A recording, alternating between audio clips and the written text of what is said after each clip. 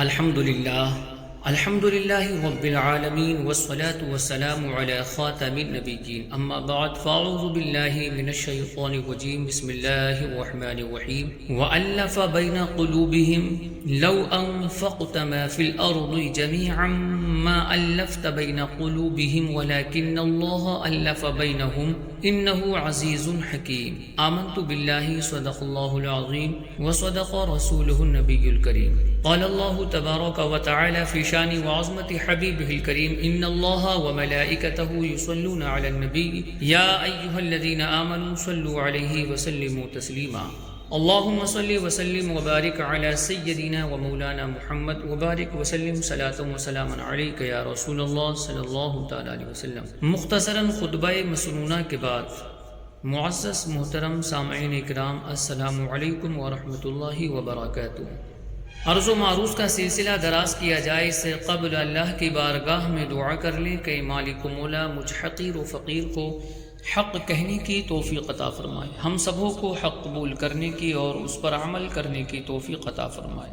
قال رسول اللہ صلی اللہ تعالی علیہ وسلم من قال صلی اللہ علی محمد فقد فتح علی نفسه 70 بابا من الرحمہ وألقى محبته في قلوب الناس فلا يبغضه إلا من في قلبه نفاق۔ رسول اللہ صلی اللہ تعالی علیہ وسلم نے ارشاد فرمایا جو کہے صلی اللہ علی محمد تو اس نے اپنے اوپر رحمت کے 70 دروازے کھول لیے اور اللہ پاک اس کی محبت لوگوں کے دلوں میں ڈالے گا کہ اس سے بغض نہ رکھے گا مگر وہ جس کے دل میں نفاق ہوگا۔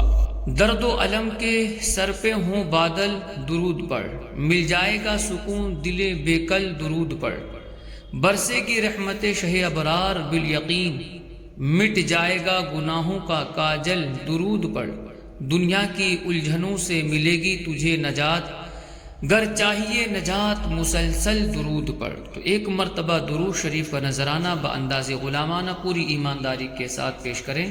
اللہم صلی وسلم وبارک علی سیدنا و مولانا محمد صلی اللہ تعالی علیہ وسلم قرۃ عینی بک یا رسول اللہ عدد ما فی علم اللہ صلاۃ دائمۃ بدوام ملک اللہ۔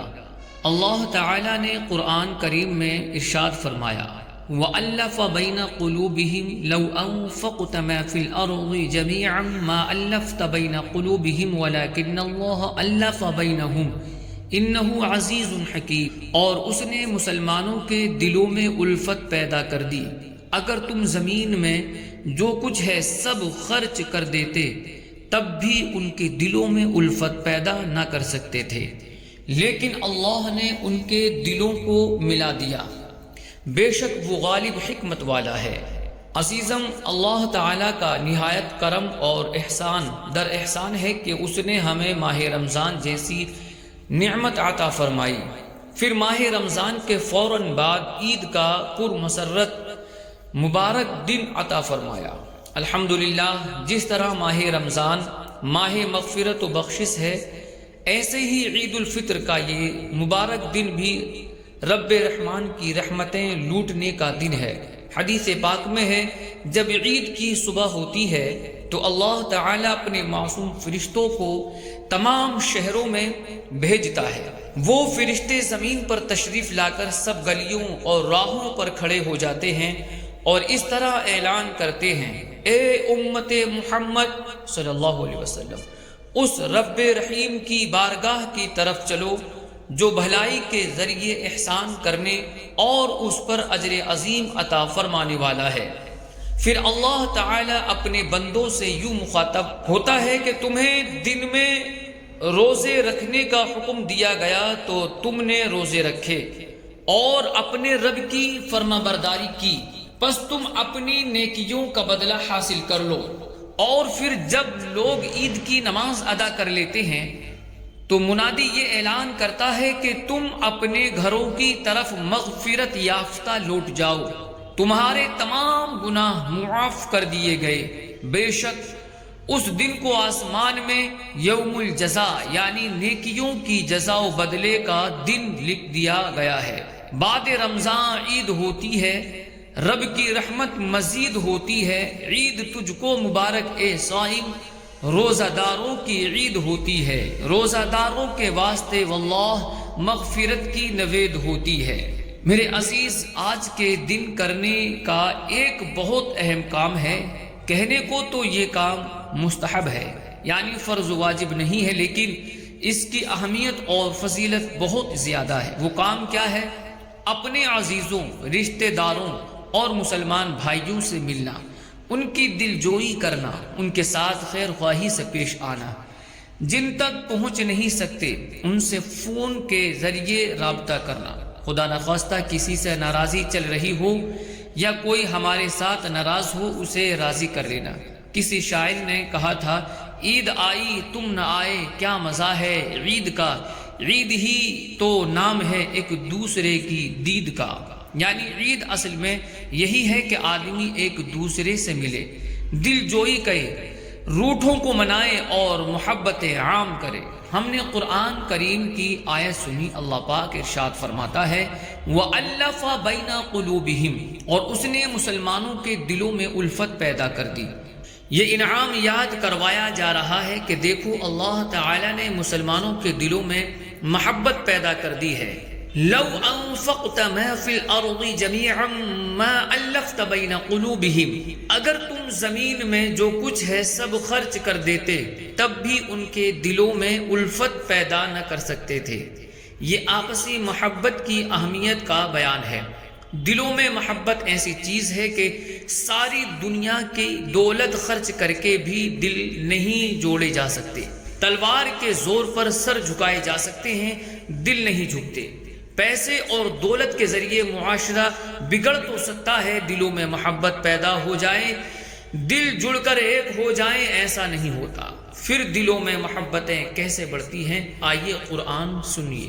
وَلَكِنَّ اللَّهَ أَلَّفَ بَيْنَهُمْ إِنَّهُ عَزِيزٌ حَكِيمٌ، لیکن اللہ نے ان کے دلوں کو ملا دیا، بے شک وہ غالب حکمت والا ہے۔ یہ صرف و صرف اللہ پاک کا انعام ہے کہ اللہ پاک دلوں میں محبت پیدا فرما دیتا ہے۔ مشہور مفسر قرآن حکیم الامت مفتی احمد یار خان نعیمی رحمۃ اللہ تعالی علیہ اس آیت کریمہ کے تحت فرماتے ہیں، عرب کی آپس میں عداوتوں اور سختی دل کا یہ حال تھا کہ وہ قبیلوں اور خاندانوں میں تقسیم تھے۔ اگر ایک قبیلے کا آدمی دوسرے قبیلے کے بچے کو تھپڑ مار دیتا تو دونوں قبیلے تیر اور تلواریں لے کر مقابلے میں آ جاتے اور بہت خون ریز جنگ ہوتی جو صدیوں تک باقی رہتی۔ مدینہ کے انصار یعنی اوس اور خزرج، ان میں 120 سال سخت جنگ رہی، ان کے ملنے کی کوئی امید ہی نہ تھی۔ درود ہوں اس ذات کریم صلی اللہ علیہ وآلہ وسلم پر جس نے ان سب کو ایک کر دیا اور ایسا ایک کیا کہ وہ لوگ چند جسم اور ایک دل بلکہ ایک جان بن گئے۔ بدخلق جو تھے وہ نیک ہوئے، لڑتے تھے ہمیشہ وہ ایک ہوئے، جھگڑے تو نے آ کر میٹ دیے، تیری فہم و ذکا کا کیا کہنا۔ آیت کریمہ میں حضور انور صلی اللہ علیہ وآلہ وسلم کے اس معجزہ کا ذکر ہے کہ اے محبوب صلی اللہ علیہ وسلم، تمام اہل عرب کی دشمنیاں اس حد تک پہنچ چکی تھی کہ اگر آپ سارے ظاہری اسباب، دنیا کی ساری دولتیں خرچ کر کے انہیں ملانا چاہتے تو یہ نہ ملتے۔ یہ تو ہماری رحمت آپ کا معجزہ ہوا کہ چند روز میں یہ سب مل کر شیر و شکر یعنی پکے دوست بلکہ بھائی بھائی ہو گئے۔ کس نے ذروں کو اٹھایا اور صحرا کر دیا، کس نے قطروں کو ملایا اور دریا کر دیا، کس کی حکمت نے یتیموں کو کیا در یتیم اور غلاموں کو زمانے بھر کا مولا کر دیا، آدمیت کا غرض ساما مہیا کر دیا، ایک عرب نے آدمی کا بول بالا کر دیا۔ مفتی صاحب رحمۃ اللہ تعالی علیہ مزید فرماتے ہیں، اس آیت سے معلوم ہوا کہ مسلمانوں کا اتفاق اللہ تعالی کی بڑی نعمت ہے اور ان کی آپس میں لڑائی و نفاق رب کا عذاب ہے۔ اللہ اکبر۔ وہ لوگ جو بات بات پر ایک دوسرے سے ناراضیاں کر لیتے ہیں، ذرا ذرا سی بات پر تعلقات توڑ دیتے ہیں، ملنا جلنا بول چال ختم کر دیتے ہیں، ان کے لیے فکر کی بات ہے۔ مسلمانوں کی آپس کی لڑائی، دلوں کی دوری، مفتی صاحب فرما رہے ہیں کہ یہ رب کا عذاب ہے۔ بندہ مومن کی کیا شان ہوتی ہے؟ پیارے آقا مکی مدنی مصطفیٰ صلی اللہ علیہ وآلہ وسلم نے فرمایا، المؤمن یألف ولا خیر فی من لا یألف ولا یؤلف، یعنی مومن بندہ محبت کرنے والا ہوتا ہے، بس جو محبت نہیں کرتا نہ اس سے محبت کی جاتی ہے، اس میں کوئی بھلائی نہیں۔ بعض لوگ ہوتے ہیں جن کی عید بھی تنہائیوں میں گزرتی ہے۔ کسی شاعر نے کہا تھا نا، عید کا دن ہے سو کمرے میں پڑا ہوں اسلم، اپنے دروازے کو باہر سے مقفل کر کے۔ کئی لوگوں کی عید ایسی ہی گزرتی ہے، عزیزوں رشتہ داروں میں سے کوئی انہیں نہیں بھاتا، نہ کوئی ان سے بات کرنا پسند کرتا ہے۔ ایسوں کو غور کرنا چاہیے کہ عید کا دن خوشی کا دن ہوتا ہے، ہمیں چاہیے کہ اپنے چہرے پر بھی خوشی رکھیں اور خوشی خوشی سب کے ساتھ ملا بھی کریں۔ پیارے آقا صلی اللہ علیہ وآلہ وسلم نے فرمایا، میں تمہیں ایسے لوگوں کے بارے میں بتاؤں جو مجھے بہت پسند بھی ہیں اور میرے بہت ہی قریب بھی ہیں۔ صحابہ اکرام رضی اللہ تعالی عنہم نے عرض کیا، کیوں نہیں یا رسول اللہ صلی اللہ علیہ وسلم، ضرور بتائیے، ضرور ارشاد فرمائیے۔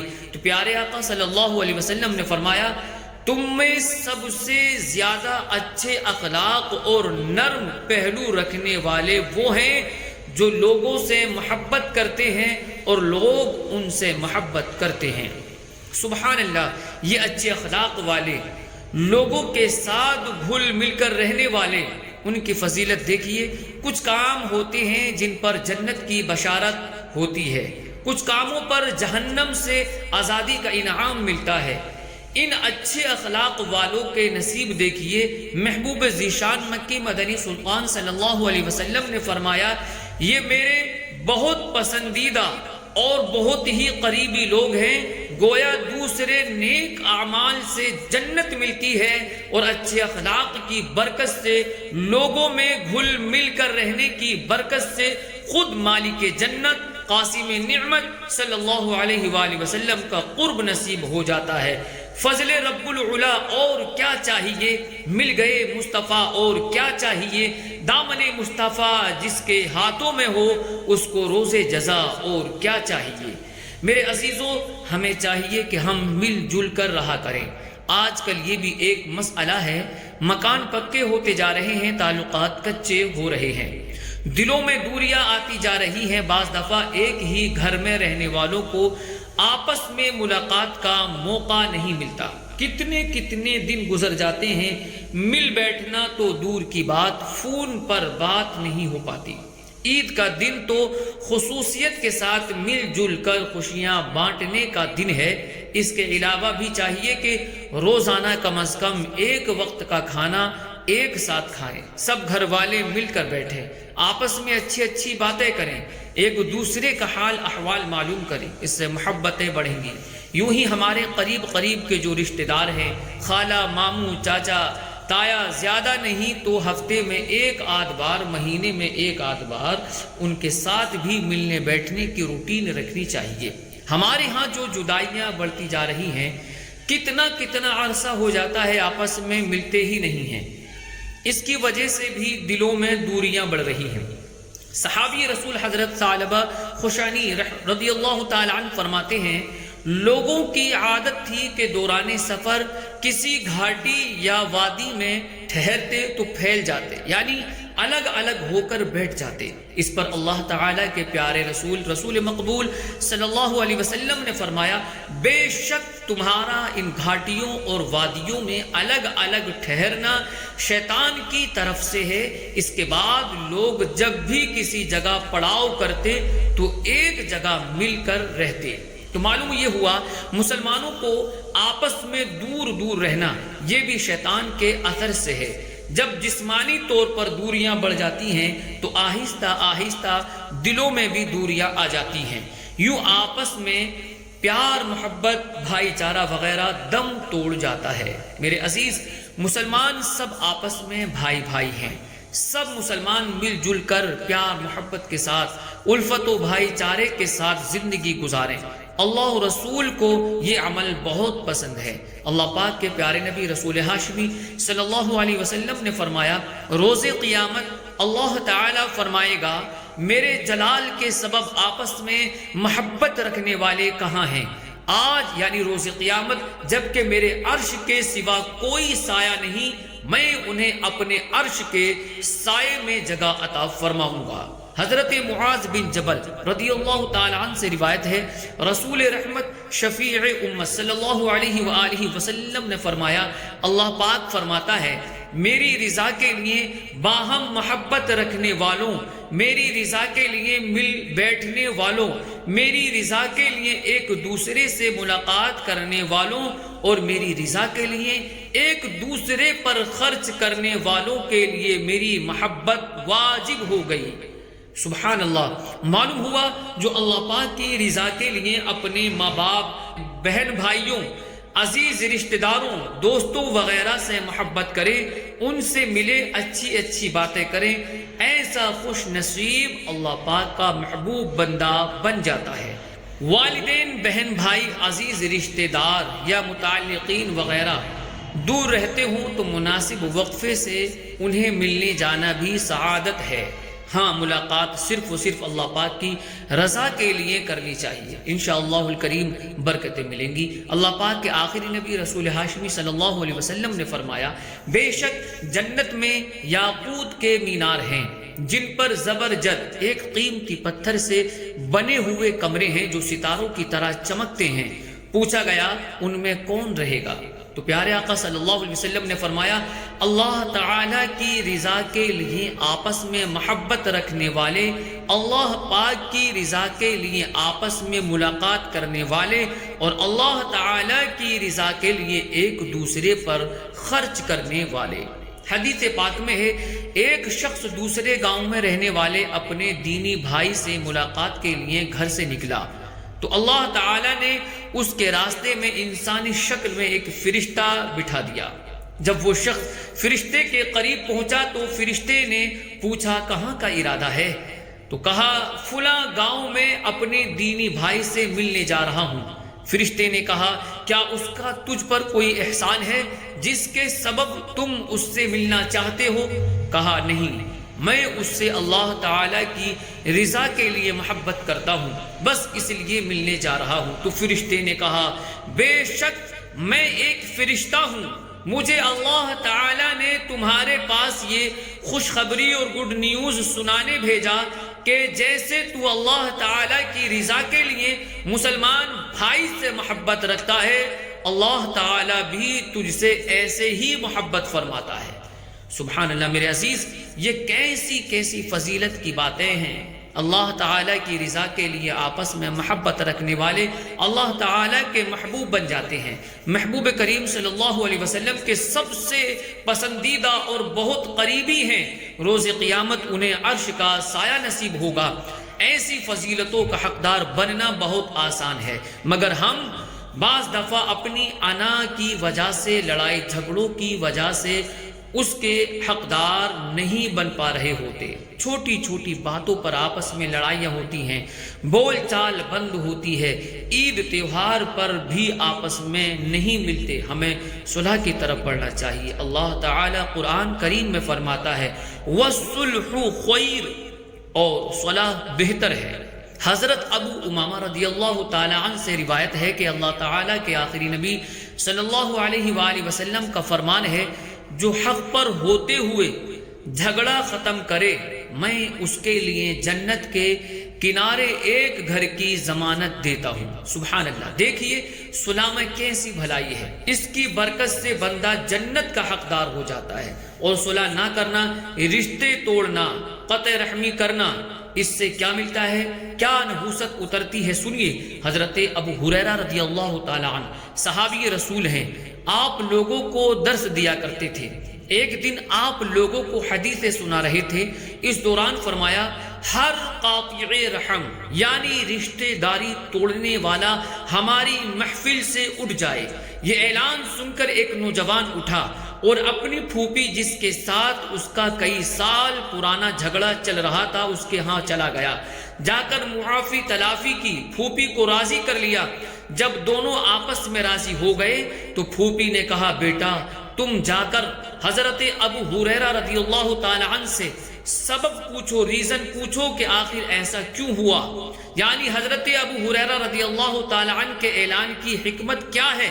نوجوان نے حاضر ہو کر حکمت پوچھی تو حضرت ابو ہریرہ رضی اللہ تعالی عنہ نے فرمایا میں نے حضور انور صلی اللہ علیہ وآلہ وسلم سے سنا ہے جس قوم میں قاطع رحم یعنی رشتہ داری توڑنے والا ہو اس قوم پر اللہ تعالی کی رحمت نہیں اترتی۔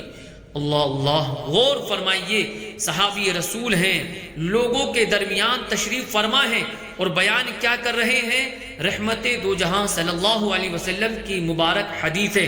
ایسی محفل، ایسی میٹنگ، ایسی انجمن پر بھی رحمتیں نہیں اتریں گی تو پھر کہاں اتریں گی؟ مگر حضرت ابو ہریرہ رضی اللہ تعالی عنہ کو خطرہ ہوا کہ کہیں ایسا نہ ہو کہ اس محفل میں کوئی قاطع رحم ہو، رشتہ داری توڑنے والا ہو اور ہم اس کے سبب سے رحمت سے محروم ہو جائیں۔ یہ ہے قاطع رحم، رشتے توڑنے والے کی نحوست۔ یہاں سے غور فرما لیجئے کہ جس گھر میں قاطع رحم ہو، جس گلی جس محلے میں رہتا ہو، اس گھر، اس گلی، اس محلے پر رحمتیں کیسے اتریں گی؟ اور جو خود قاطع رحم ہے اس کے دل میں رحمت بھرا کلام قرآن کریم کیسے سما سکے گا؟ اس لیے ہم سب پر لازم ہے کہ ہم قطع رحمی سے پکی سچی توبہ کریں۔ کسی رشتہ دار کے ساتھ کسی بھی دنیاوی سبب سے ناراضی چل رہی ہے تو آج ہی ان کے گھر جا کر، نہ بن سکے تو فون کر کے یا کسی بھی طرح ان سے صلح کی کوئی صورت نکالیں۔ صلح کرنے میں سب سے بڑی جو رکاوٹ ہے وہ ہماری انا ہے۔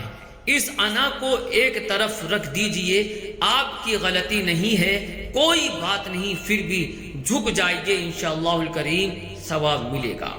جب رشتے جوڑنے، لڑائی جھگڑے اور ناراضیاں ختم کرنے کی بات ہوتی ہے تو عموماً لوگ شکوے شکایت کرتے ہیں کہ فلاں نے میرے ساتھ یوں کیا، اس نے مجھے یہ دکھ پہنچایا، وہ ظلم کیا، میں اپنے ان دکھوں کو کیسے بھول جاؤں، اسے کس طرح معاف کر دوں؟ ایسے اسلامی بھائیوں سے ایک سوال ہے، آپ کے بقول فلاں نے آپ کے ساتھ بہت ظلم کیا، بہت زیادتیاں کی، ذرا بتائیے کیا اس نے آپ کو کنویں میں ڈالا ہے؟ کیا اس کے سبب آپ اپنے ماں باپ سے دور ہوئے ہیں؟ کیا اس کے سبب آپ کو بازار میں فروخت کیا گیا ہے؟ کیا اس کے سبب آپ کو ناحق جیل کاٹنی پڑی ہے؟ یہ سب کچھ حضرت یوسف علیہ السلام کے بھائیوں نے آپ کے ساتھ کیا تھا۔ اس کے باوجود جب وہ بھائی حضرت یوسف علیہ السلام کے سامنے آئے تو آپ نے کیا کہا تھا؟ لا تثریب علیکم اليوم، یعنی آج تم پر کوئی ملامت نہیں۔ سبحان اللہ، کیا شان ہے! حضرت یوسف علیہ السلام کے بھائیوں نے بعد میں توبہ کر لی تھی، وہ سب ایک نبی حضرت یعقوب علیہ السلام کے بیٹے اور ایک نبی حضرت یوسف علیہ السلام کے بھائی، اور سب اللہ تعالیٰ کے نیک بندے تھے، مگر غور تو فرمائیے انہوں نے آپ کو کیسے کیسے دکھ پہنچائے تھے۔ اس کے باوجود حضرت یوسف علیہ السلام کے کمال اخلاق دیکھیے، آپ کے پاس طاقت تھی، آپ عزیز مصر یعنی مصر کے بادشاہ تھے، آپ چاہتے تو ان سے بدلہ لے سکتے تھے، مگر آپ نے انہیں معاف فرما دیا۔ خوشگوار تعلقات، معاشرے، سوسائٹی کا امن اور سکون برقرار رکھنے کے لیے ضروری ہے کہ آپسی رنجشوں، ذاتی عداوتوں سے بچا جائے۔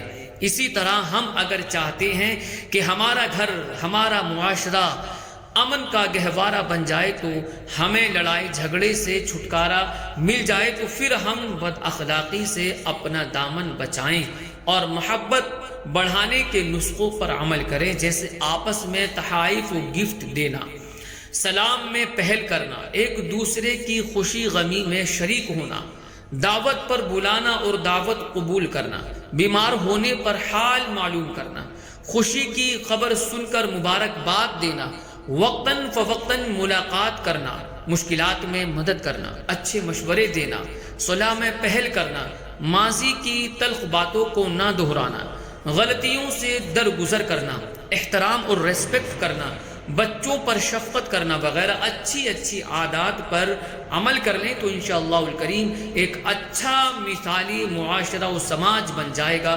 لہٰذا ہمیں بھی ہمت کرنی چاہیے۔ آج ہمت کریں گے، اپنی انا کو مٹا کر، صبر کا گھونٹ پی کر ناراضیاں ختم کریں گے، صلح کی طرف بڑھیں گے تو انشاءاللہ دین و دنیا کی بھلائیاں نصیب ہوں گی۔ اللہ پاک ہمیں عمل کی توفیق عطا فرمائے، آمین بجاہی خاتم النبیین صلی اللہ علیہ وسلم۔ میرے عزیزو، معاشرے میں دوریاں، لڑائی جھگڑے، محبت اور بھائی چارے کی کمی جو عام ہو رہی ہے، بھائی بھائی سے دور ہے، اس کی بہت ساری وجوہات اور ریزنز ہیں۔ ایک وجہ جو حدیث پاک میں بیان ہوئی وہ سنیے۔ حضرت عبداللہ بن مسعود رضی اللہ تعالیٰ عنہ فرماتے ہیں، نماز شروع ہونے لگتی تو سرکار عالی وقار صلی اللہ علیہ وسلم ہمارے کندھے سیدھے کرتے اور فرماتے، سب سیدھی رکھو، آپس میں اختلاف نہ ڈالو، یعنی سب ٹیڑھی نہ کرو، جدا جدا ہو کر کھڑے نہ رہو، ورنہ تمہارے دلوں میں اختلاف پڑ جائے گا۔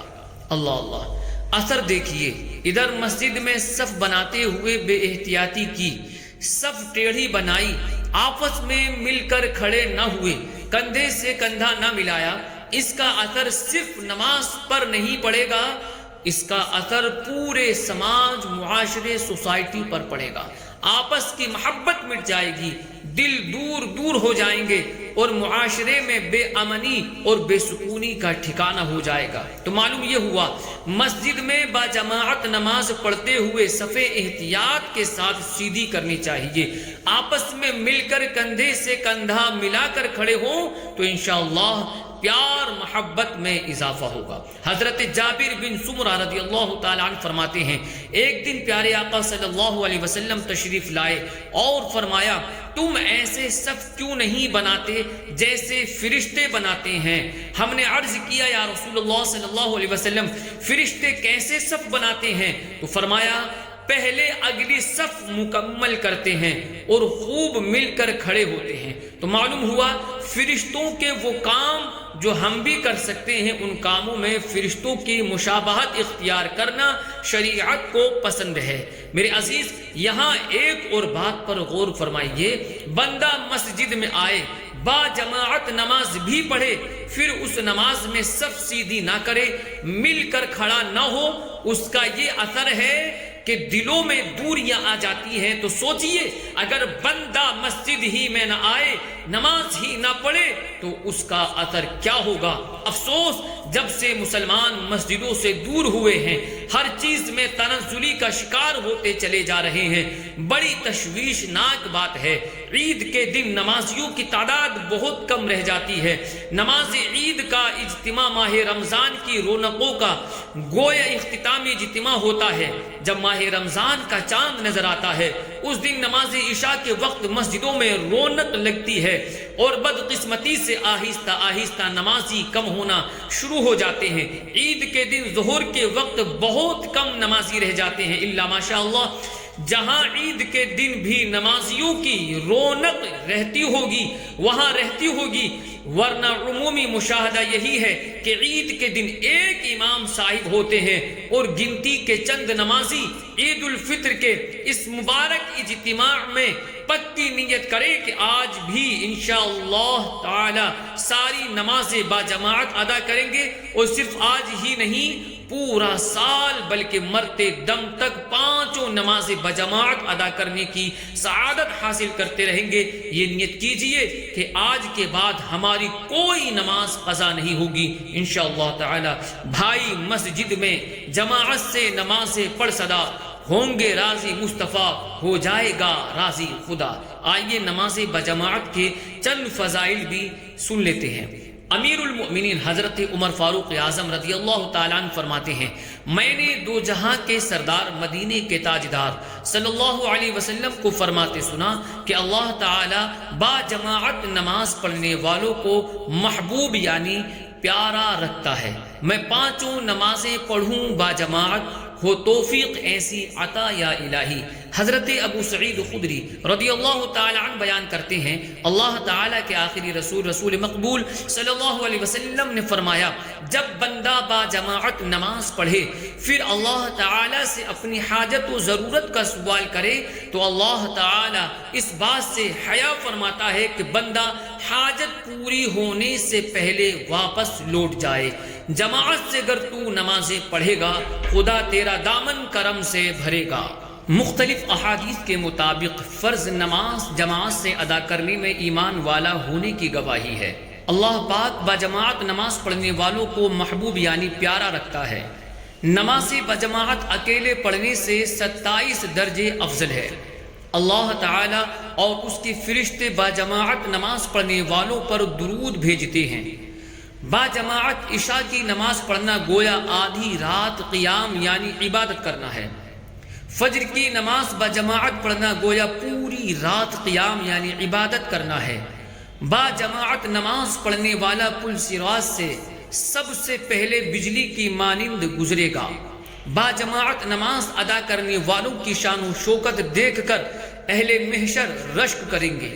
باجماعت نماز پڑھنے والے کے گناہ بخشے جائیں گے۔ جو نماز باجماعت کے لیے مسجد میں آئے اس کو ہر قدم کے بدلے ثواب ملے گا۔ مسجد کی طرف جانے والے کے ہر قدم پر 1 درجہ بلند اور 1 گناہ مٹا دیا جاتا ہے۔ اللہ کریم اس کے لیے صبح و شام جنت میں مہمانی کا اہتمام فرمائے گا۔